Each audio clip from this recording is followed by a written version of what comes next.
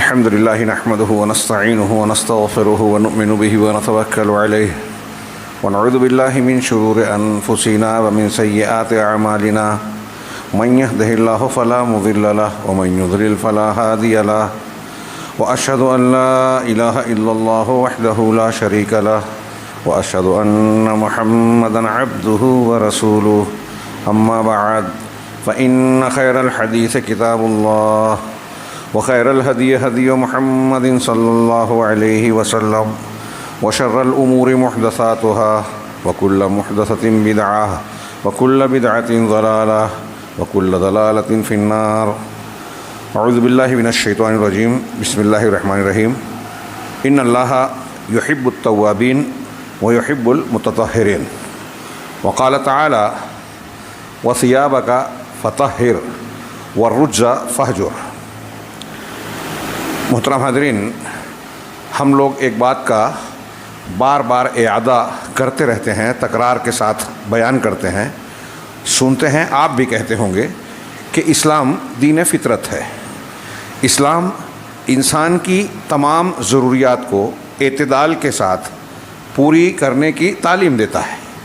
اس کا فطرت کا اور اس کی ضروریات کا انتہائی اعتدال کے ساتھ لحاظ رکھتا ہے. اس کی طاقت استطاعت کو بھی ملحوظ رکھتا ہے. چنانچہ اس تناظر میں ایک لمبی چوڑی بحث کی جا سکتی ہے زندگی کے ہر پہلو پر کہ انسانی فطرت کے تقاضوں کو شریعت اسلامیہ پوری کرتی ہے، اس کا لحاظ کرتی ہے. اب انسان جسم اور روح دو چیزوں کا مجموعہ ہے، لہٰذا آپ دیکھیں گے کہ ہمارا دین جو اللہ رب العالمین کا نازل کردہ ہے، اس میں روحانی تقاضوں کا بھی بھرپور لحاظ ہے. ہدایات ہیں جو انسان کی روحانی ضروریات ہیں، پورے طریقے سے اس کی ضروریات کو پورا کرنے کا انتظام ہے. اسی طریقے سے جسمانی، مادی اور ظاہری اعتبار سے بھی ہر پہلو پر اسلام نے بھرپور رہنمائی فرمائی ہے. یہ اسلام کی یہ جو خوبی ہے اس دین کی، آپ کو دوسری جگہ اتنے زبردست اور کامل طریقے سے کہیں نہیں ملے گی، کسی اور جگہ بالکل نہیں ملے گی. آپ ہر جگہ دیکھتے ہیں، ہم کو قرآن نے دعا سکھائی ربنا آتنا فی الدنیا حسنہ وفی الآخرۃ حسنہ، کہ اللہ دنیا میں بھی ہمیں حسنہ دے. یعنی دنیا کے مادی اعتبار سے جو ضروریات ہیں، جو خیر ہے، بھلائی ہے، ضرورت کی پورا کرنے والی چیزیں ہیں، سب اس میں آ گئی. وفی الآخرۃ حسنہ، اور آخرت میں بھی اچھائی دے. تو آخرت میں عذاب سے بچا کر جو انعام ہے، اکرام ہے، اللہ کی نعمتیں ہیں، ساری چیزیں اس میں آ گئی. پھر اس میں مزید وقنا عذاب النار کہہ کے ایک ضروری چیز کہی کہ حسنہ دے اور ہر اعتبار سے جہنم کے آگ سے ہمیں بچاؤ. تو دنیا اور آخرت دونوں یہاں بیان کی گئی. ہم صبح و شام کے اذکار پڑھتے ہیں، اس میں سے آپ کئی دعاؤں کو دیکھ سکتے ہیں. مثال کے طور پہ ایک ذکر ہے ابو داؤد وغیرہ میں، اللہم عافنی فی بدنی وعافنی فی سمعی وعافنی فی بصری لا الہ الا انت. یہ پہلا ٹکڑا کہ اے اللہ مجھے میرے بدن کے سلسلے میں عافیت دے، یعنی جسم کو ہر بیماری سے، پریشانی سے، دکھ سے، درد سے تو عافیت دے، بچائے رکھ. وعافنی فی سمعی وعافنی فی بصری، آنکھ اور کان میں بھی مجھے عافیت دے. یہ زندگی کے سب سے اہم آلے ہیں. آدمی کی ضروریات، لذتیں، تعلیم، علم سیکھنا، دیکھنا، کوئی حرکت کرنا، اس سے پہلے آدمی کان اور آنکھ کا استعمال کرتا ہے. ہر چیز اسی کے ذریعے سے، اسی کے واسطے سے سیکھتا ہے، دیکھتا ہے، سنتا ہے، پھر اس پر غور کرتا ہے، سمجھتا ہے.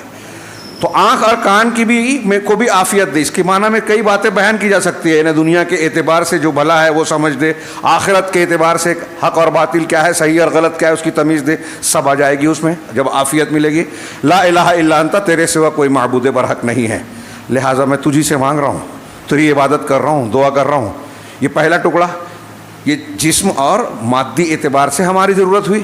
دوسرا جملہ اللہم عافنی اعوذ بک من الکفر والفقر واعوذ بک من عذاب القبر لا الہ الا انت، کہ میں تجھ سے پناہ میں، تیری پناہ میں آتا ہوں کفر سے، یعنی کفر سے بچا مجھے، فقر سے بچا.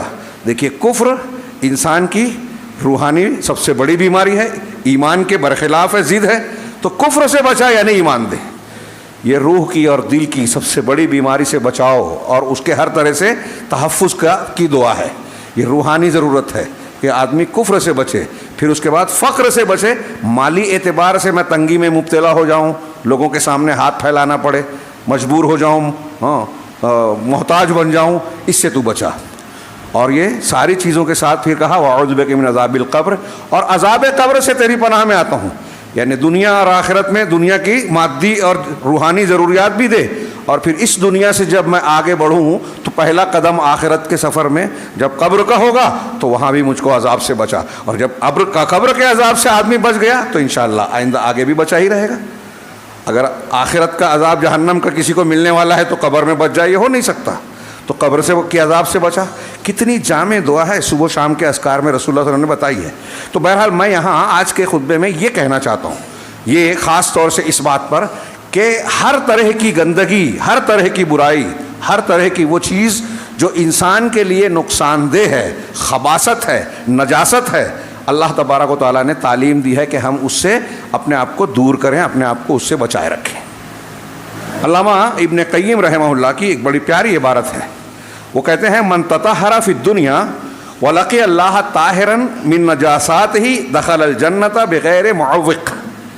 بڑی پیاری عبارت ہے اور جامع، کہ جو شخص دنیا میں پاک باز بنے، پاک ہو، طہارت اختیار کرے، اب اس میں طہارت ہو روحانی اور مانوی گندگیوں سے، کفر ہے، شرک ہے، بدعت ہے، جو دل کی بیماریاں ہیں وہ بھی آ گئی، گناہوں کی بیماریاں، اور اس میں گندگی ہے جسمانی بھی، گندگی ہے اخلاقی بھی، گندگی ہے حرام خوری کی بھی، حرام کھاتا ہے آدمی وہ گندگی ہے، گندا رزق ہے، سود ہے، بیاج ہے، جھوٹ سے کمایا ہوا جو بھی گندی غلط طریقے سے، باطل طریقے سے کمائی ہوئی چیز ہے وہ گندگی ہے۔ آدمی زبان سے گندی بات کرتا ہے، غیبت ہے، چغلی ہے، یہ زبان کی گندگی ہے، برا کام کرتا ہے، یہ اخلاق کی گندگی ہے۔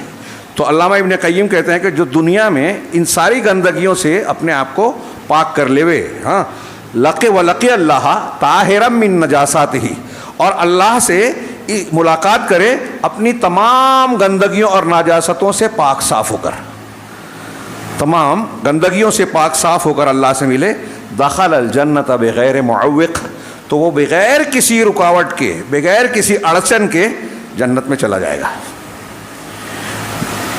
ڈائریکٹ جنت میں جائے گا۔ لیکن آگے کہا وَأَمَّا مَن لَّمْ يَتَطَہَّرْ فِي الدُّنْيَا، رہا وہ شخص جو دنیا میں پاک صاف نہیں ہوتا، طہارت اختیار نہیں کرتا، کفر سے نہیں بچ رہا ہے، یا گناہوں سے نہیں بچ رہا ہے، یا حرام کھانے سے نہیں بچ رہا ہے، یا حرام کاموں سے، دوسرے بہت سارے اخلاقی اعتبار سے، زبان کے اعتبار سے جو بھی ہے نہیں بچ رہا ہے، یا جو کپڑے کی گندگی ہے، گھر میں جو گندگی ہے، محلے میں گندگی ہے، مسجد میں گندگی ہے، اس کی صفائی نہیں کرتا۔ تو جو شخص دنیا میں طہارت اختیار نہیں کرتا، فَإِن كَانَتْ نَجَاسَاتُهُ عَيْنِيَّةً، اب گندگی کے ساتھ وہ اللہ سے جا رہا ہے، ملاقات کرنے آخرت میں پہنچ رہا ہے، تو اب دو شکل کی گندگیاں ہیں۔ علامہ ابن قیم کہہ رہے ہیں کہ اگر اس کی گندگی، نجاستیں عینی نجاست ہے، عینی ایسی جو بالکل اٹل ہے، انسان کے ساتھ چپک گئی ہے، ہٹنے والی نہیں، کل کفر جیسے، کل کافر جیسے کافر ہے، یعنی کفر اکبر، شرک اکبر ایسی گندگی ہے جو انسان سے صاف نہیں ہوگی، جہنم میں جانے کے بعد بھی وہ صاف نہیں ہوگی۔ تو اللہ آگے کہتے ہیں، علامہ ابن قیم کہتے ہیں لم يدخلها بحال، ایسا شخص جو کفر اور شرک کی گندگی کے ساتھ جائے گا وہ جنت میں کسی بھی حالت میں داخل نہیں ہوگا، جلتا ہی رہے گا جہنم میں، اور جلتے جلتے بھی اس کی گندگی صاف نہیں ہوگی، اور جب صاف نہیں ہوگی تو جنت پاکیزہ جگہ ہے، پاکیزہ لوگوں کے لیے ہے، جس کے دل میں یا کسی بھی طریقے کی نجاست ہے، گندگی ہے، وہ جنت میں داخلے کے لائق ہی نہیں ہے۔ اس لیے کفر اکبر، شرک اکبر پر مرنے والا جہنم سے نہیں نکلے گا۔ وَإِن كَانَتْ، علامہ ابن قیم کی عبارت، وَإِن كَانَتْ نَجَاسَتُهُ کسبیہ، اگر اس کی گندگی کسبی ہے، ایسی کمائی بھی، عارضہ جو عارض ہے، پیش آ رہی ہے، اور اس کو صاف کیا جائے تو ختم ہو جائے گی، جیسے دوسرے کو دخلہا، گناہوں کی گندگی ہے، شرک اور کفر سے کم درجے کی، تو علامہ ابن قیم کہتے ہیں دخلہا بعدما یتطہر من النار، کہ وہ جنت میں داخل ہو جائے گا جہنم میں پاک ہونے کے بعد۔ اور اللہ چاہے تو ایسے یعنی شرک اور کفر سے کم درجے کے انسان کو ایسے بھی پاک کر دے، اور چاہے تو جہنم میں ڈال دے، اور جہنم میں جلنے کے بعد پاک ہو جائے تو اس نجاست سے پاکی کے بعد وہ جہنم سے نکلے گا، ثم لم یخرج منہا، اور پھر جب جہنم میں جنت میں چلا جائے گا تو پھر وہاں سے نہیں نکلے گا۔ یہ اغاثۃ اللہفان میں ان کی گویا عبارت ہے۔ یہاں میں ایک عرض کرنا چاہتا ہوں کہ دیکھیے قرآن و حدیث نے ہمیں ہر قسم کی طہارت، پاکیزگی اختیار کرنے کی تعلیم دی۔ نبی کریم صلی اللہ علیہ وسلم نے فرمایا الطہور شطر الایمان، لمبی حدیث ہے، بڑی جامع حدیث ہے، پورا دین اس میں آ جاتا ہے۔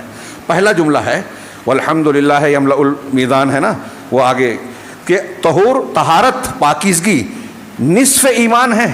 کچھ لوگ کہتے ہیں یہاں وضو مراد ہے اور بات کہتے ہیں پاکیزگی، تو یہ آدھا ایمان کیسے ہے؟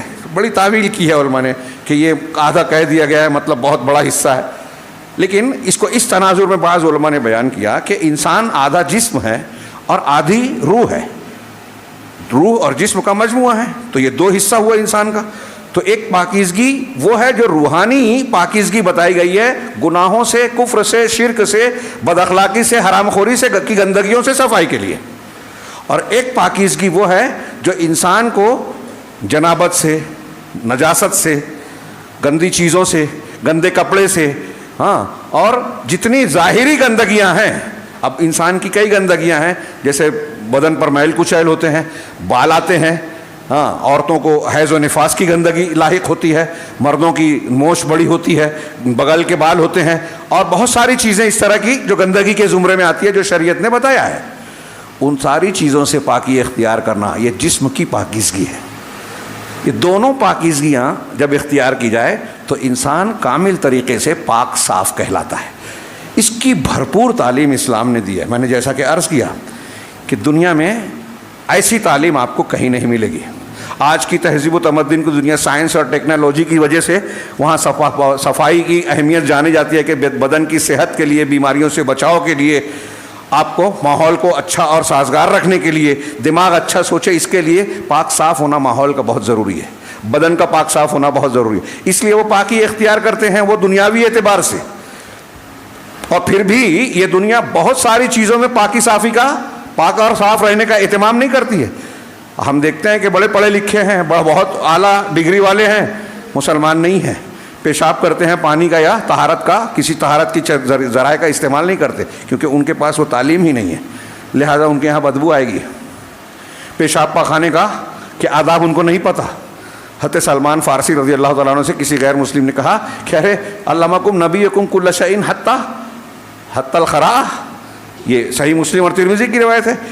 تنزن کہا، مذاق اڑانے کے لیے کہا کہ ارے تمہارا نبی ایسا ہے، تمہارا نبی تم کو ہر چیز سکھاتا ہے، یہاں تک کہ پیشاب پاخانہ بھی۔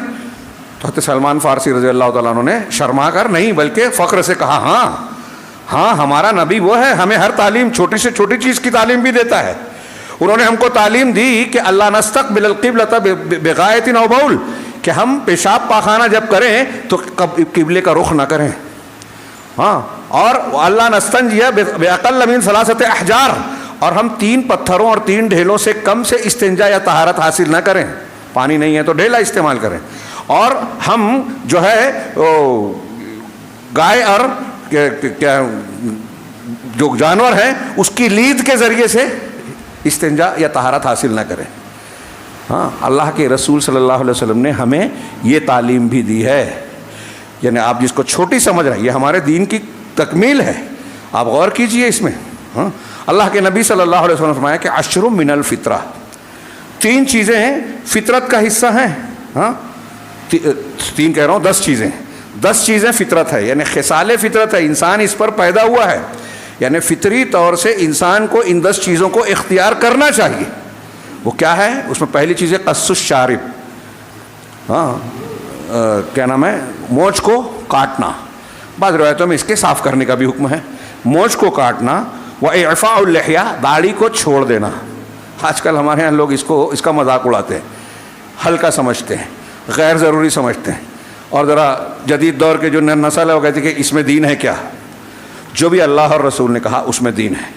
اللہ اور رسول کے ایک حکم کو بھی آپ اگر ہلکا سمجھتے ہیں، حقیر سمجھتے ہیں، تو آپ کے ایمان کا خطرہ ہو سکتا ہے۔ عمل نہ ہو سکے تو مانیے کہ ہاں مجھ سے غلطی ہو رہی ہے، اس عمل کو جو شریعت نے بتایا اس کو برا مت کہیے ورنہ کافر ہو جائیں گے۔ تو داڑھی کو چھوڑ دینا تمام انبیاء کی سنت ہے۔ ہاں وہ سواک، مسواک کرنا۔ اب آج کے جدید سائنس میں دیکھیں مسواک کے کتنے فائدے بتائے جا رہے ہیں۔ ہاں کہ جو قدرتی مسواک ہوتا ہے اس میں 18-19 قسم کے بیکٹیریاز ہوتے ہیں جو آپ کے مسوڑوں کے لیے، دانت کے لیے، جسم کی صفائی کے لیے، کئی جسمانی اور ناک کی بیماریوں کے لیے بہت فائدے مند ہیں۔ نبی کریم صلی اللہ علیہ وسلم کو سب سے زیادہ پسند تھا۔ حضرت عائشہ سے پوچھا کہ گھر میں آتے تھے تو آپ سب سے پہلے کیا کرتے تھے، کیا پسند تھا؟ آپ کو مسواک کرنا بہت پسند تھا، گھر میں داخل ہوتے ہی مسواک کرتے تھے، بعض مرتبہ آپ کان پہ رکھ لیتے تھے مسواک۔ انتقال کے وقت بھی حضرت عائشہ کے بھائی جب آئے ان کے ہاتھ میں مسواک تھی، آپ کے آخری لمحات ہیں، آپ ان کے ہاتھ میں مسواک دیکھنے لگے۔ حضرت عائشہ نے کہا کہ چاہیے کہاں، ہاں آپ چبا نہیں سکتے تھے، تو حضرت عائشہ رضی اللہ تعالیٰ عنہ نے اس کو اپنے دانتوں سے پہلے نرم کیا پھر آپ کو دیا۔ اس پر وہ کہتی ہیں کہ میرے لیے فخر کی بات تھی کہ آخر وقتوں میں میرا لعاب اور آپ کا لعاب مل گیا۔ تو اس سے معلوم یہ بھی ہوا کہ ایک پیسٹ دوسرے پیسٹ میاں بیوی استعمال کر سکتے ہیں۔ تو بہرحال مسواک کرنا، اس کے بڑے فائدے ہیں، بڑی فضیلتیں ہیں۔ ہاں یہ زبان دیکھیے پاکی کی تعلیم ہے، یہ پاکی کا حصہ اس میں شامل ہے۔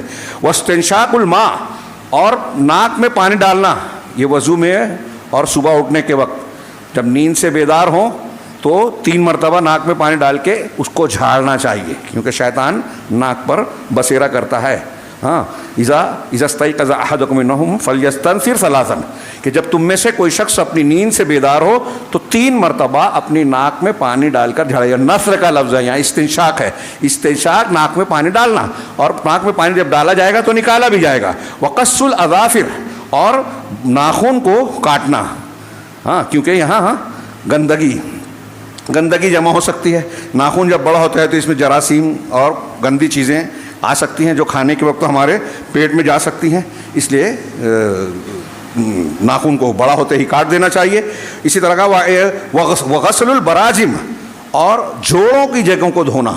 یہ بغل ہے، یہ جو ہمارے جوڑ ہیں، جوڑ کے حصے پہ بدن سے پسینہ آتا ہے، گندگی آتی ہے، دھول دھبے آتے ہیں، تو سب سے زیادہ میل کچیل گندگی پسینے کی شکل میں جوڑوں کی جگہ پر جو ہے جمع ہوتی ہے، لہذا اس کو اچھی طرح سے دھویا جائے۔ وغسل البراجم ونتف الابط، اور بغل کے بال کو اکھیڑنا، یہ سنت ہے، بہتر ہے، اکھیڑنا زیادہ بہتر ہے۔ اگر اکھیڑنے کی طاقت نہیں ہے تو لوہا استعمال کیا جائے، استحداد کا لفظ ہے حدیث میں، ہاں کہ لوہے کا استعمال کیا جائے، اس سے وہ ہوتا ہے جو ہے بعض لوگ پوچھنے آتے ہیں کہ پاؤڈر وغیرہ استعمال کر سکتے ہیں کا شرمگاہ کے پاس کے بال اور بغل کے بال، تو یہ اس شخص کے لیے جو لوہے وغیرہ کا استعمال نہیں کر سکتا، اکھاڑ نہیں سکتا، تو اس کے لیے جائز ہو سکتا ہے۔ تو کہا وَنَتْفُ الْإِبِطِ وَحَلْقُ الْعَانَةِ، اور شرمگاہ کے ارد گرد کے بال کو حلق کرنا، یہاں کے لیے استحداد کا لفظ ہے، لوہے کا استعمال۔ جیسا کہ میں نے کہا بہتر یہ ہے لوہا استعمال کیا جائے، استورا ہے، بلیڈ ہے وغیرہ، اگر نہیں تو ضرورت ہے، کوئی بیمار ہے لوہا استعمال نہیں کر سکتا تو جو آج کل ذرائع استعمال کیے جاتے ہیں پاؤڈر وغیرہ کی شکل میں، اسے استعمال کیا جائے۔ وانتقاص الماء، اور پیشاب پاخانے کے لیے گندگی کو صاف کرنے کے لیے پانی کا استعمال کرنا، پانی کا استعمال کرنا، انتقاص الماء کا معنی یہ ہے۔ اور مصعب کہتے ہیں راوی حدیث کہ میں 10ویں کو بھول گیا، مگر شاید مجھے یاد پڑتا ہے کہ وہ کلی کرنا ہے، مزمزہ، منہ میں پانی ڈال کے کلی کرنا۔ یہ 10 چیزیں سنن فطرت میں سے بتائی گئی ہے، اور مسلم وغیرہ کی حدیثوں میں اسی حدیث میں کہیں 5 اور کہیں 10 کا ذکر ہے، تو اس میں ختنے کو بھی کہا گیا کہ یہ سنن فطرت میں سے ہے، فطرت کے طریقوں میں سے ہے، خصال فطرت میں سے۔ آپ دیکھ رہے ہیں کہ یہ تعلیمات اسلام جسمانی اعتبار سے دے رہا ہے، اس میں سے ایک ایک چیز جو میں نے بنائی 10 چیزیں ہیں جو ہاں ختان کو ملائے تو 11 ہو جاتی ہیں۔ ہاں اگر ایک ایک چیز کو دیکھیں اور میڈیکل سائنس کے حساب سے آج کی تحقیقات پر غور کریں تو ہر چیز ہمارے لیے بہت سارے فوائد کا ذریعہ ہے، اور ان کو ترک کرنا بہت ساری بیماریوں کو دعوت دیتا ہے۔ اسی سے یہ معلوم ہوتا ہے کہ اگر آپ اور ہم اسلامی تعلیم پہ عمل کرتے ہیں تو ہمارے صحت ابدان کی بھی گارنٹی ملتی ہے۔ ہاں اللہ تعالیٰ نے انسان کی روح کو، اخلاق کو سنوارنے کے لیے علم دیا، اور صحت ابدان کے لیے یہ بھرپور تعلیمات دی، پاکی اور صفائی کی تعلیم دی۔ ہاں غور کیجئے، یہ دین ہے ہمارا، اس میں سے ایک چیز کو بھی غیر اہم اور ہلکی نہیں سمجھنا چاہیے. چنانچہ یہاں میں نے جو آیت پڑھی تھی اس کا آخری ٹکڑا سورہ بقرہ کی آیت نمبر 222 کہ ان اللہ یحب التوابین و یحب المتطہرین. اللہ خوب توبہ کرنے والوں کو پسند کرتا ہے اور خوب پاکی اختیار کرنے والوں کو. توبہ کرنے والا کون ہوتا ہے؟ جو گناہ کرتا ہے. گناہ نہ بھی کرے تب بھی توبہ اللہ کو پسند ہے, اس سے درجات بلند ہوتے ہیں. توبہ سے انسان کے گناہ صاف ہوتے ہیں. گناہ کو صاف کرنے کے کئی اسباب ہیں. آپ برائی کے بعد نیکی کریں, اس سے بھی صفائی ہوگی. استغفار کریں, کوئی دوسرا آپ کے لیے دعا کرے, صدقہ و خیرات کریں وغیرہ. لیکن سب سے اہم چیز ہے توبہ و استغفار. تو توبہ سے آپ کا دل گناہوں سے, گناہوں کے اثرات سے صاف ہوتا ہے. رکی ہوئی رحمتیں آتی ہیں, بارش ہوتی ہے توبہ استغفار سے.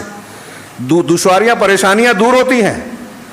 دکھ پریشانی اس پر آپ لمبی چوڑی باتیں سنتے ہیں, بہت سی دلیلیں ہیں, بہت فائدے ہیں توبہ استغفار کے. اللہ توبہ کرنے والوں کو, تواب کا لفظ ہے مبالغے کا, خوب توبہ کرنے والوں کو, چلتے چلتے یوں ہی نہیں کہ بس بول دیا, دل سے اخلاص کے ساتھ توبۃ نصوح, خالص اور سچی توبہ جو کرے گا, گناہ پر شرمندہ ہو کر اس پکے ارادے کے ساتھ کہ آئندہ میں گناہ نہیں کروں گا. اگر ہو جائے بعد میں یہ الگ بات ہے, لیکن جب توبہ کر رہا ہے تو پکا ارادہ ہونا چاہیے کہ میں گناہ نہیں کروں گا, اور وہ گناہ ترک کرے. تو اللہ ایسے لوگوں کو پسند کرتا ہے. اور خوب پاکی اختیار کرنا. پاکی کون سی؟ بعض علماء نے کہا کہ گناہوں سے پاکی, اور دوسرا اس کا معنی یہ ہے کہ جسمانی اور ظاہری نجاستوں سے پاکی, ہر قسم کی گندگی سے پاک ہونا اس میں شامل ہے. اللہ تبارک و تعالیٰ نے رسول اللہ صلی اللہ علیہ وسلم کو ابتدائی وحی میں فترہ پہلی وحی نازل ہوئی, دوسری تیسری, اس کے بیچ میں جو گیپ ہوا, اس کے بعد جو آیت نازل کی یا ایھا المدثر قم فانذر, اس میں آگے کہا وربک فکبر وثیابک فطہر والرجز فہجر. اپنے رب کی بڑائی بیان کرتے رہو اے مدثر, کمبل اور چادر اوڑھنے والے, قم اٹھو, ہاں, فانذر اور ڈراؤ, آگاہ کرو لوگوں کو تنبیہ کے ساتھ, ہاں, وربک فکبر اور اپنے پروردگار کی بڑائی بیان کرو, وثیابک فطہر یہاں کہا, اور اپنے کپڑے اس کو صاف کرو. تو اس کا ایک تو ظاہری معنی ہے جو ہم لباس پہنتے ہیں وہ صاف ہو, کپڑا صاف ستھرا ہو. کچھ لوگوں نے کہا اس سے مراد یہ ہے کہ نماز کے وقت آپ گندگی سے اپنے آپ کو پاک صاف رکھیں. تو پہلے معنی میں بھی وہ آ جاتا ہے کہ کپڑا صاف رہے گا تو نماز کے وقت. کچھ لوگوں نے کہا کہ اس سے مراد ہے کہ اپنے اعمال کو پاک صاف رکھو, یعنی اس میں ریاکاری نہ آئے, دھوکہ دہی, جھوٹ, اللہ اور رسول کے حکم کی مخالفت نہ ہو. اپنے اعمال کو خالص پاک صاف رکھو. سارے معنی صحیح ہیں, یعنی باطنی نجاست بھی, جسمانی نجاست بھی, اور ظاہری کپڑے کی, بدن کی نجاست بھی نہیں ہونی چاہیے. اس سے اپنے آپ کو پاک کیجئے. والرجز فہجر, اور بت کی گندگی کو آپ چھوڑ دیجئے. نبی کریم صلی اللہ علیہ وسلم نے بت پرستی کبھی نہیں کی, لیکن آپ کو کہا جا رہا ہے کہ بت کی پرستی چھوڑ دیجئے, مطلب اس سے بچے رہیے, اور آپ کے ذریعے سے امت کو کہا جا رہا ہے کہ اس گندگی سے اپنے آپ کو بچانا ہے. یہ دل کی گندگی ہے. تو دیکھ رہے ہیں آپ کہ دونوں گندگیوں سے پاکی ضروری ہے. اور میں نے جیسا کہ کہا یہ ہر جگہ ربنا آتنا فی الدنیا حسنہ, اور ابھی ایک دعا صبح و شام کی بتائی اور پڑھیے, اللہم انی اسألک الہدی والتقی والعفاف. اے اللہ میں ہدایت چاہتا ہوں, تقوی چاہتا ہوں. ہدایت دل کی ہوتی ہے, تقوی عمل کا ہوتا ہے. عفاف پاک دامنی, پاک دامنی حرام خوری سے پاک دامنی, گندی باتوں سے پاک دامنی, جسم پر کوئی گندگی لگی ہو اس سے پاک دامنی. یہاں جو ان اللہ یحب التوابین و یحب المتطہرین, اس کا سیاق و سباق کیا ہے؟ اللہ تبارک و تعالیٰ نے کہا وَيَسْأَلُونَكَ عَنِ الْمَحِيضِ, یہ آیت کا آغاز ہے سورہ بقرہ آیت نمبر 222, کہ آپ سے یہ حیض کے بارے میں سوال کرتے ہیں. ہاں, عورتوں کو بلوغت کے بعد ہر مہینہ ایک پیریڈ ہوتا ہے, ان کی صحت کے اعتبار سے کسی کو 3 دن, 5 دن, 4 دن, ہاں 15 دن تک ہو سکتا ہے. یہ جو نارمل ہوتا ہے خون, اس کو حیض کہتے ہیں. نارمل سے ہٹ کے ایک رگ ہوتی ہے, اگر وہ ہو تو وہ استحاضہ یعنی بیماری کا خون ہوتا ہے. دونوں میں فرق بتایا گیا ہے کہ حیض میں لالی کے ساتھ سیاہ پن ہوتا ہے, اور استحاضہ بیماری والے میں لالی کے ساتھ پیلا پن ہوتا ہے. بہرحال یہ جو نارمل اور ایک پیریڈ کے ساتھ بندھا ہوتا ہے اس کو حیض کہتے ہیں. اللہ کے رسول نے پوچھا, اللہ تعالیٰ نے فرمایا کہ آپ سے حیض کے بارے میں پوچھتے ہیں, ہاں حالت حیض میں کیا معاملہ کیا جائے؟ تو آپ کہیں قل ہوا اذن. آپ ان سے کہیے کہ وہ اذا ہے. اذن کا 2 ترجمہ کر سکتے ہیں, ایک تو ظاہری معنی کہ تکلیف دہ چیز, اور ایک ترجمہ کہتے ہیں گندگی. اب اس تکلیف دہ اور گندگی اور حیض سے بچنے کو وہاں ایک حدیث کی طرف میں اور اشارہ کروں، بخاری مسلم کی مشہور، اللہ کے رسول صلی اللہ علیہ وسلم نے فرمایا کہ الایمان بضع و ستون اور بضع و سبعون شعبہ، کہ ایمان 60 یا 70 سے زیادہ شاخوں والا ہے، زیادہ 73 یا اس سے کچھ زیادہ شاخوں، اس کے الگ الگ شاخیں ہیں۔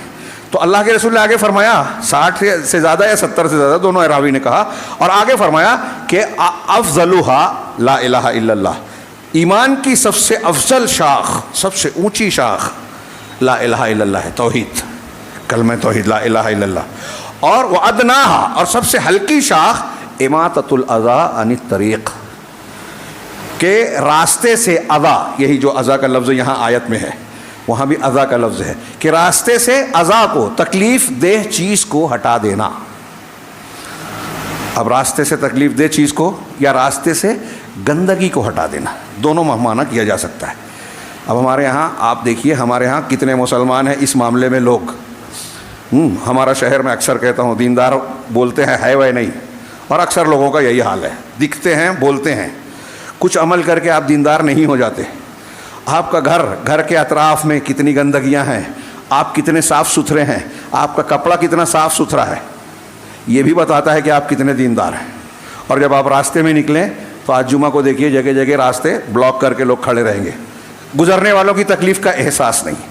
ایک حدیث ہے، حضرت ابو ہریرہ کہتے ہیں، ہاں اللہ کے رسول نے فرمایا کہ مر رجل، یہ صحیح مسلم کی حدیث ہے، ہاں مر رجل بغصن شجرۃ علی ظہر طریق، کہ ایک آدمی راستے کے بیچ ایک شاخ پڑی ہوئی شاخ، درخت کی شاخ کے پاس سے گزرا، مطلب وہ گزرا تو راستے کے بیچ میں ایک جھاڑ کی درخت کی شاخ پڑی ہوئی تھی، ہاں تو اس نے کہا فقال واللہ لانحین ھذا عن المسلمین لا یؤذیہم، کہ اللہ کی قسم میں اس شاخ کو ضرور ہٹا دوں گا تاکہ یہ مسلمانوں کو تکلیف نہ دے۔ ایک درخت کی شاخ پڑی تھی تو اس نے کہا کہ میں اسے ہٹا دوں گا کیونکہ راستے سے گزرنے میں تکلیف ہوگی، لوگوں کو تکلیف دے گی مسلمانوں کو، تو میں اس کو ضرور ہٹا دوں گا۔ تو اللہ کے رسول نے فرمایا فأدخل الجنہ، تو اس نے یہ کام کیا، جب قسم کھائی تو وہ عمل کیا، تو اس کی وجہ سے وہ جنت میں داخل کر دیا گیا۔ ہم چھوٹی بات سمجھتے ہیں نا، اس کی وجہ سے جنت مل رہی ہے۔ ہمارے راستوں میں ہم کتنا گندگی پھینکتے ہیں، اب دیکھیے ہر محلے میں ہمارے یہاں ادھر کدھر، اب ایک عذر ہے کارپوریشن سے لوگ نہیں آتے، یہ نہیں آتے، تو آپ اس کے لیے کیا کرتے ہیں، کیا انتظام ہے، کون سی فکر ہے، اور آپ اپنے طور سے جو کر سکتے ہیں وہ کتنا کرتے ہیں۔ گندگی پھیلانے میں آپ کتنے حصے دار بنتے ہیں، کوئی بھی چیز پھینک دینا، گٹر کو بلاک کر دینا، ہمارے ہاں کتنا عام اور کامن ہے۔ راستے میں گاڑیاں کھڑی کر دینا، دکاندار ہے تو دکاندار کی سامان کو باہر رکھ دینا، لوگوں کو تکلیف ہو رہی ہے، یہاں ایک درخت کی ٹہنی کو ہٹانے پر جنت مل رہی ہے، اور ہم جو ہے اپنی کرسیاں، اپنا گھر، اپنی دکان کا سامان، اپنی بنائی ہوئی چیزیں، پورا راستہ بلاک کر دینا، اس کی وجہ سے ایکسیڈنٹ ہو رہا ہے، کسی کی موت ہو جا رہی ہے، جب کوئی ایکسیڈنٹ ہو گیا تو تھوڑی دیر کے لیے ہٹا لیا۔ یہ اسلام ہے؟ تھوڑی دیر کے لیے سوال کیجئے، ہاں کیا ہمارا شہر اس تناظر میں دیکھیے تو مجھے تو بالکل بددین نظر آتا ہے، دین سے بہت دور ہے، یا تو معلوم نہیں ہے، یا معلوم ہے تو عمل کرتے نہیں ہیں، کرنا نہیں چاہتے، اللہ رسول کو مانتے ہی نہیں ہیں۔ اور دنیا کہتی ہے، غیر مسلم کہتے ہیں کہ دیکھو مسلمان گندے ہوتے ہیں، مسلمانوں کے گھرانے اور ارد گرد کے لوگ کنجسٹڈ، کشادہ بھی ہو تو ہمارے یہاں جو پکے چوڑے روڈ رہیں گے، سڑک رہیں گے، تو اس کو کنجسٹڈ کر دیا جاتا ہے، ارے بہت ہے، بیچ میں لوگ کھڑے رہیں گے اور یہ تصور رہے گا کہ ہاں میں نے بہت سارا راستہ چھوڑ رکھا ہے، ادھر ایک گاڑی، بیچ میں چھوٹی سی جگہ گلی بنا دی لمبے چوڑے راستے کو، کامن ہے، عام ہے ہمارے شہر میں، اور میں سمجھتا ہوں دوسری جگہوں پر بھی۔ اس معاملے میں لوگوں کو دوسروں کی تکلیف کا احساس ہی نہیں ہے، یہ احساس ہی نہیں ہے کہ یہ ہمارے ایمان کا حصہ ہے۔ یہ کارپوریشن اور اس کا قاعدہ قانون جانے دیجیے، یہ ہمارے ایمان کا، ابھی میں نے حدیث پڑھی کہ ایمان کا سب سے ادنا شاخ یہ ہے کہ راستے سے تکلیف دہ چیز کو ہٹا دینا، اور جب یہ آپ نہیں کر رہے ہیں تو ایمان کی شاخ کو آپ چھوڑ رہے ہیں، دینداری آپ نہیں اختیار کر رہے ہیں۔ کہاں ہے فضیلت؟ جا کے ذکر اذکار اور نوافل پر زور دیجئے۔ جب آپ لوگوں کو تکلیف دے رہے ہیں تو لوگوں کو اپنی نیکیاں لوگوں کے لیے کر رہے ہیں، اور جب آپ لوگوں کو تکلیف دے رہے ہیں تو اللہ تبارک و تعالیٰ آپ پر آپ کو تکلیف دینے والے لوگوں کو مسلط کرے گا. میں اکثر کہتا ہوں قرآن حدیث کی تعلیم کی روشنی میں ہمارے اوپر جو لوگ ظلم کر رہے ہیں، حکومتیں بن رہی ہیں، ہماری شہریت پر سوال، ہمارے گھروں پر بلڈوزر، ہماری جائیداد اور پراپرٹی پر غلط نظر، اوقاف پر ہتھیانے کا ارادہ، یہ اس لیے ہے کہ ہم لوگوں پر ظلم کر رہے ہیں، لوگوں کو تکلیف دے رہے ہیں، کمزوروں کا حق مار رہے ہیں. جو زمین ہماری ہے نہیں اس کا جھوٹا کاغذ بنا کے بیچ رہے ہیں، جو زمین ہماری ہے نہیں قبضہ کر رہے ہیں، کرائے سے لے کر اس پر قابض ہو کر مالک بننے کی کوشش کرتے ہیں، کمزور کی زمین کو ہتھیا لیتے ہیں، کمزور کا حق مار لیتے ہیں، اور تو اور بھائی اور سگی بہن کا ماسا حق نہیں دیتے ہیں.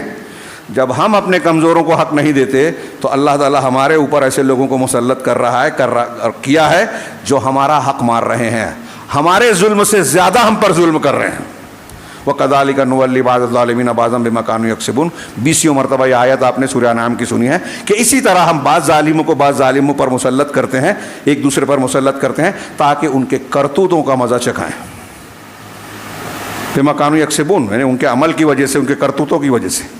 تو اللہ تعالیٰ نے یہاں کہا حیض کی تعلیم دے رہا ہے، مسواک کی تعلیم دے رہا ہے، زیر ناف بال صاف کرو، راستے سے تکلیف دہ چیز ہٹا دو، ناخن کاٹو، مونچھ کاٹو، راستے میں کوئی گندگی ہے، اذیت ناک چیزیں ہٹا دو، تم خود مت بنو، رکاوٹ مت بناؤ، یہ ہمارا دین ہے.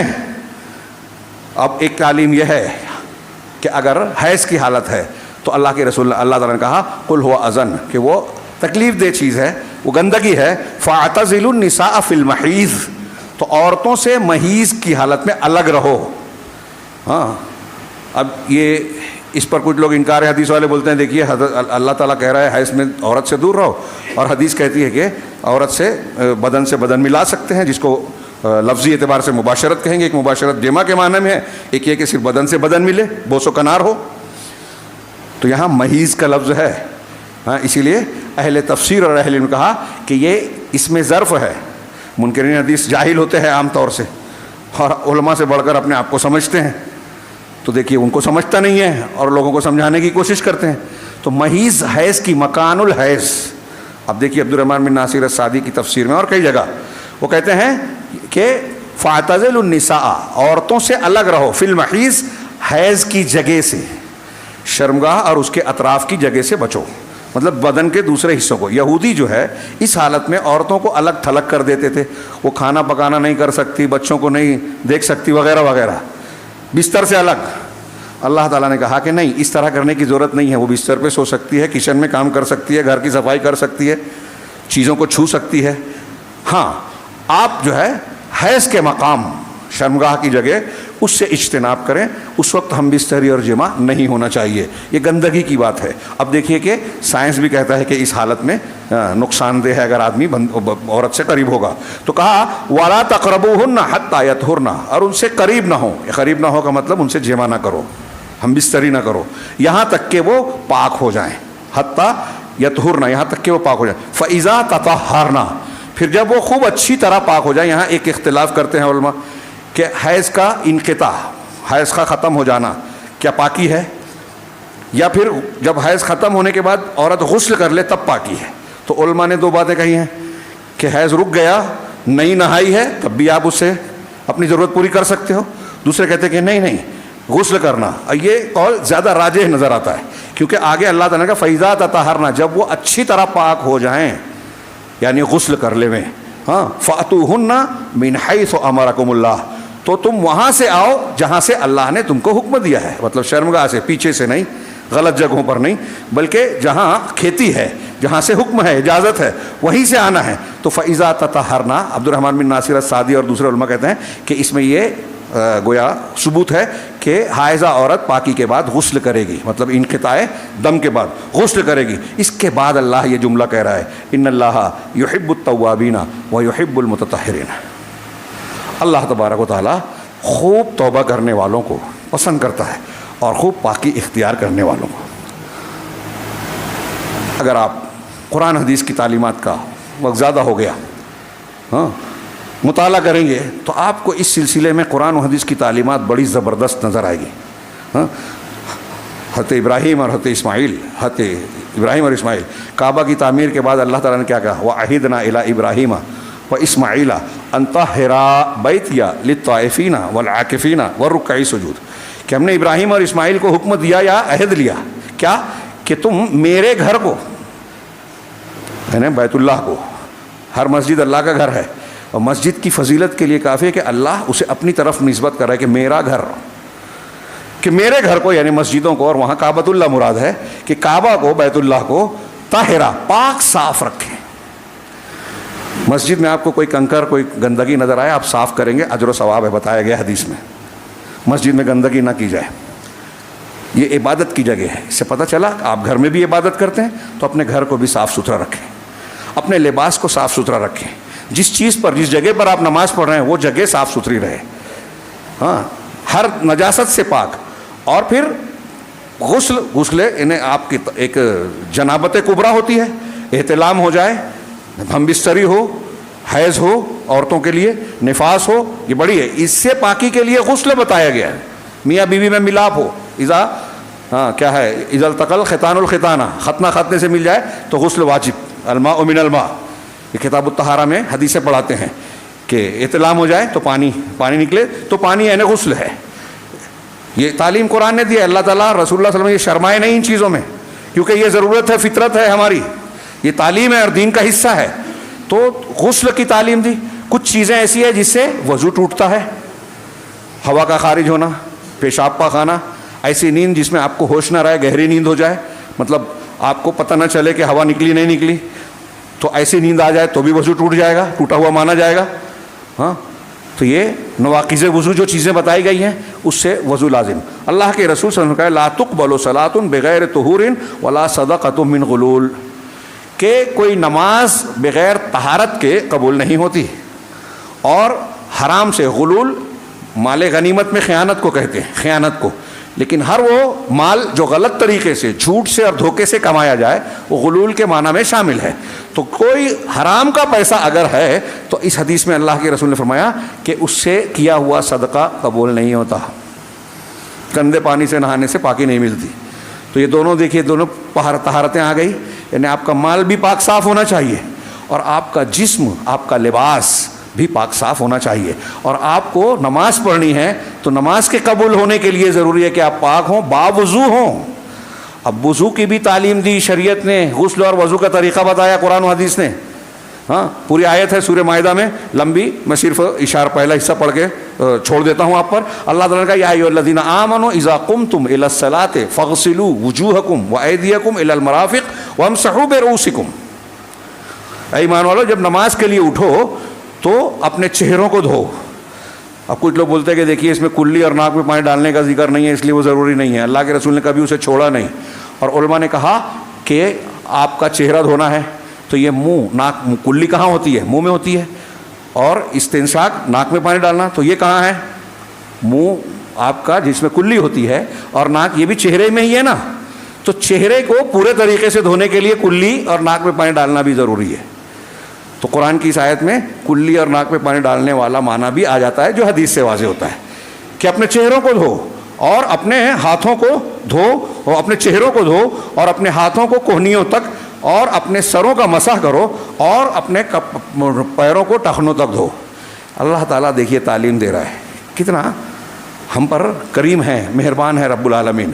یہ ہمارے فائدے کے لیے ہے، ہم کو وضو کا طریقہ بتایا، احکام بتائے۔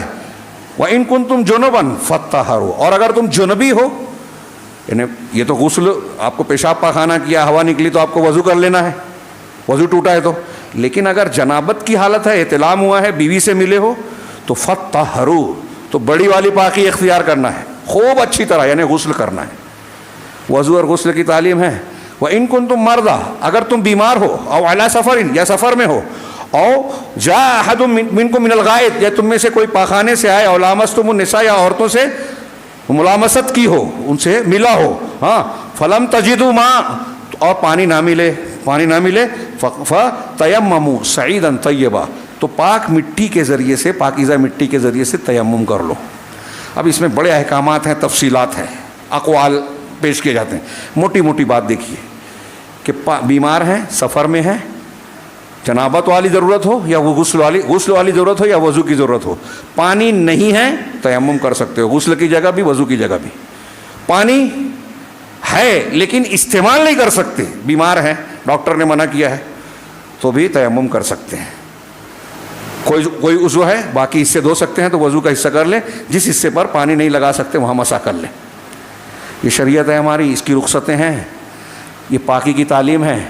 پانی نہیں ہے تو پاک مٹی سے تیمم کر لیں۔ تیمم کا طریقہ بھی ایک مرتبہ زمین پہ مار کے ہاتھ جھاڑ کے چہرے پہ پھیر لینا، ہو گیا تیمم، سہولت بھی ہے۔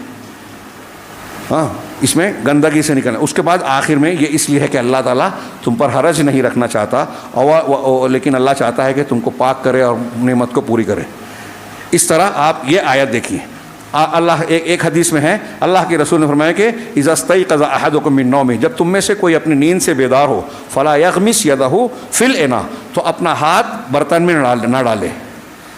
دیکھیے اسلام بتا رہا ہے نیند سے اٹھنے کے بعد کسی برتن میں اپنا ہاتھ نہ ڈالیں، خاص طور سے کھانے پینے کی چیزوں میں۔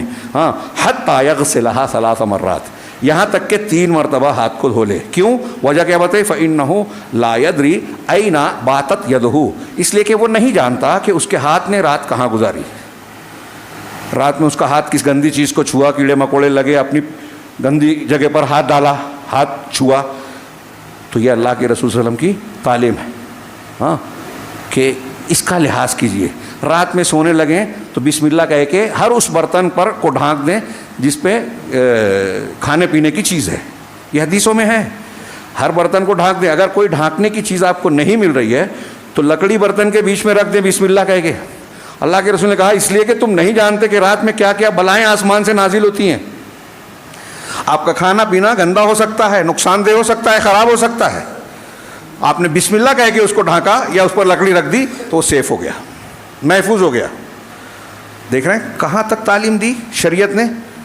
یہ چند باتیں میں نے عرض کی، حالانکہ میرے ہاتھ میں جو کاغذات ہیں اس میں اور بھی حدیثیں ہیں، قرآن کی آیتیں ہیں جس میں انسانی جسم اور صحت کے تعلق سے فضیلت اور تعلیمات دی گئی ہیں۔ ریاضت بدن، آپ اگر دیکھیں تو جو ہم نماز پڑھتے ہیں، اس نماز میں جہاں اصل مقصد عبادت ہے، اللہ سے تعلق ہے، دعائیں ہیں، ذکر ہے، خشوع خضوع عاجزی، اللہ تبارک و تعالیٰ کا حضور ہے، اسی کے ساتھ اس میں جو حرکتیں ہیں، اطباء آج کی تاریخ میں تحقیقات کی روشنی میں کہتے ہیں کہ یہ بدن کے لیے بہت ہی شاندار ورزش ہے، صحت کے لیے بہت ہی مفید ہے۔ حالت سجدہ، حالت رکوع، مجھے واقعہ یاد آ رہا ہے، وقت نہیں ہے، کہ جرمنی کے ایک شخص نے یہ بتایا کہ جو انسان کے پیر کے پیچھے کا حصہ ہے، رانوں کا، اس کی ورزش صرف یہی کنڈیشن ہے۔ ان کو ایک مسلمان شاگرد نے کہا کہ ہمارے یہاں نماز میں یہ کنڈیشن بنتی ہے۔ جب اس نے کہا کہ اچھا آ کے نماز پڑھ کے بتاؤ، اور انہوں نے 1-2 رکعت پڑھ کے بتائی تو وہ سر پکڑ کے بیٹھ گیا، کہا کہ ہم نے نماز مسلمانوں کی دیکھی کوئی نہیں، تو شاندار ہے۔ ہم نے اس تحقیق اور اس نتیجے تک پہنچنے کے لیے بہت سارا خرچ کیا ہے، وقت لگایا ہے، تب یہاں تک پہنچے ہیں، اور یہ آپ کو آپ کے دین نے بتایا ہے اتنی پہلے سے۔ واقعی یہ اوپر والے کا دین ہے، یعنی یہ اپنے الفاظ میں اس کی بات کہہ رہا ہوں۔ تو اس طریقے سے آپ دیکھیں گے تو اسلام کی دین کی جو جتنی تعلیمات ہیں، جو ہم کو بہت سارے لوگوں کو بھاری پڑتی ہے، وہ حقیقت میں ہمارے لیے بہت مفید ہے۔ ہم کو جہاں اللہ سے جوڑتی ہیں وہاں ہم کو دنیاوی اور جسمانی اعتبار سے بھی فائدے دیتی ہیں۔ اب ہمارے ہاں بہت سے لوگوں کو نماز ہی جو ہے بھاری پڑتی ہے، جو فرض ہے، جس کے بغیر آدمی مسلمان نہیں ہے۔ سعودی عرب میں اور ہم حنبلی علماء کا کھلا فتویٰ اس پر عمل ہوتا ہے کہ اگر پتہ چل جائے کہ یہ مرا ہے، یہ نماز کا پابند نہیں تھا، تو مسلمانوں کے قبرستان میں دفن ہونے نہیں دیتے اس کو۔ سعودی عرب میں اس پر عمل ہے، معلوم کر لیجئے، دفن نہیں ہوتے، اس کی نماز جنازہ مسجد میں نہیں پڑھتے، پڑھی نہیں جاتی، جاؤ پڑھو کہیں پھینک دو کھڈے میں، جنگل میں۔ وراثت میں اس کا لین دین نہیں ہوگا جو بے نمازی ہے، اس کی بہنوں کو پردہ کرنا چاہیے، اس کی بیوی کو طلاق لے لینا چاہیے جو نماز نہیں پڑھتا۔ ہمارے ہاں کتنا تساہل ہے اس سلسلے میں۔ نماز کو جب ہم ہلکا سمجھ رہے ہیں تو دوسرے احکامات کو کیا سمجھیں گے جو دین کی میں سب سے بنیادی عبادت ہے۔ اللہ تبارک و تعالیٰ سے دعا ہے کہ وہ ہمیں دین کی ہر تعلیم اور ہر ہدایت پر کما حق ہو اپنی طاقت کے مطابق عمل کرنے کی توفیق عطا فرمائے، اور اس کی برکت سے دنیا کی بھی خیر اور بھلائیاں عطا فرمائے، سعادت عطا فرمائے، اور آخرت میں بھی ہر قسم کے عذاب سے بچا کر جنت الفردوس میں ہمیں اعلیٰ مقام عطا کرے۔ اقول قولی هذا واستغفر الله المسلمين بارك الله لنا ولكم في القرآن المجيد ونفعنا وإياكم بالآيات والذكر الحكيم إنه تعالى جواد كريم ملك محمد.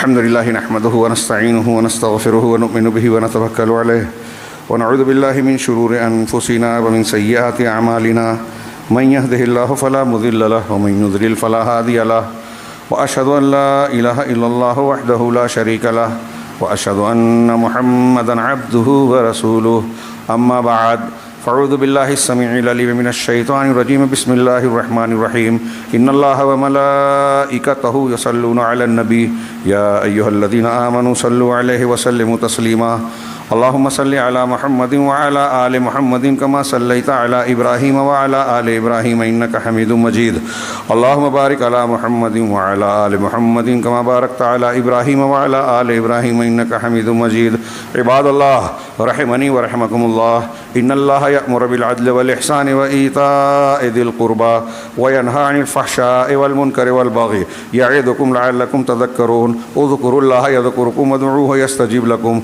ولذكر الله تعالى أعلى وأجل وأكبر